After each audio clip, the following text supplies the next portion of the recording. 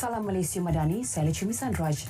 Pelaksanaan pengeluaran pasport bagi tempoh sah laku selama 10 tahun kini berada dalam fasa akhir. Menteri Dalam Negeri Datuk Seri Saifuddin Nasution berkata, Kementerian Dalam Negeri KTN menerusi Jabatan Imigresen JIM sedang memperhalusi pelaksanaan pengeluaran pasport itu daripada pelbagai aspek. Pelaksanaan inisiatif tersebut dijangka memberi lebih banyak pilihan kepada rakyat yang sering kali pergi ke luar negara.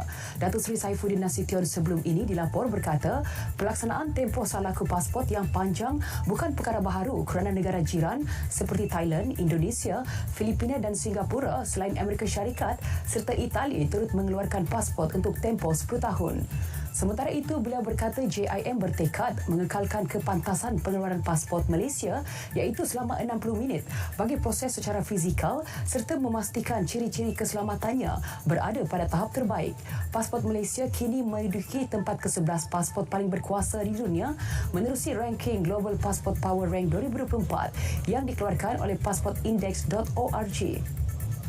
Beliau menyatakannya dalam sidang media selepas Majlis Perbarisan Hari Imigresen 2024 di Putrajaya. KPDN Pulau Pinang menyiasat kes tular stesen minyak berhampiran kawasan hentian rehat Sungai Bakap menjual petrol bersubsidi kepada warga asing baru-baru ini. Pengarah KPDN Pulau Pinang, Jegan R. Subramanian berkata, siasatan itu membabitkan aduan kenderaan bernombor pendaftaran Thailand mengisi ron 95 di stesen minyak berkenaan. Hasil semakan menerusi rakaman kamera litar tertutup CCTV, kejadian didapati berlaku pada pukul 2.24 petang Sabtu lalu. Pemilik premis diberi notis arahan bagi mengemukakan dokumen.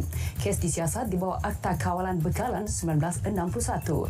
Siasatan terperinci masih dijalankan dan sabit kesalahan memperuntukkan hukuman denda tidak lebih RM1 juta atau penjara maksimum 3 tahun atau kedua-duanya sekali atau perbadanan syarikat didenda tidak melebihi RM2 juta ringgit.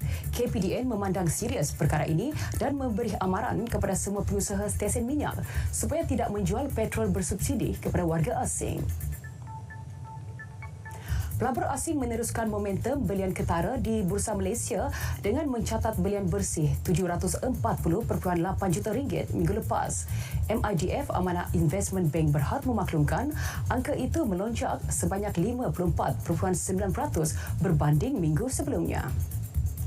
Kalangan pelabur asing merupakan pembeli bersih selama 15 hari dagangan berturut-turut. 3 sektor utama yang menjadi pilihan pelabur asing adalah perkhidmatan kewangan, utiliti dan hartanah. Aktiviti jualan bersih berlaku hampir setiap hari pada minggu lepas yang meliputi 7 hari dagangan berturut-turut.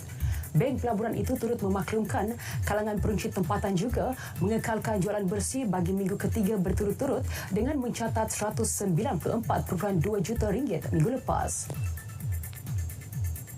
Seramai 200 pelajar baharu lepasan SPM mendaftar bagi kemasukan di Institut Latihan Perindustrian ILP Kangar. Jumlah berkenaan melebihi sasaran awal iaitu hanya 160 pelajar. Pengarah ILP Kangar Muhammad Yusri Muhammad Rahim berkata, peranan untuk menyediakan pendidikan dan TVET kepada belia di kawasan utara akan terus dilaksana. Ini bagi membolehkan golongan belia mendapat kemahiran sebagai persediaan menjadi tenaga kerja mahir dan usahawan bagi memenuhi keperluan industri dan ekonomi. Setelah tamat pengajian, pelajar boleh menyambung pendidikan di peringkat diploma kemahiran di mana-mana pusat latihan TVET, antaranya German Malaysian Institute GMI dan Institut Kemahiran Tinggi Belia Negara IKTBN. Beliau memaklumkannya pada Majlis Pendaftaran dan Taklimat Pelajar Baharu ILP Kangar bagi sesi Julai 2024. Sekian Semasa 3 dari Sungai ke Segara, Palestin pasti merdeka. Salam Malaysia Madani.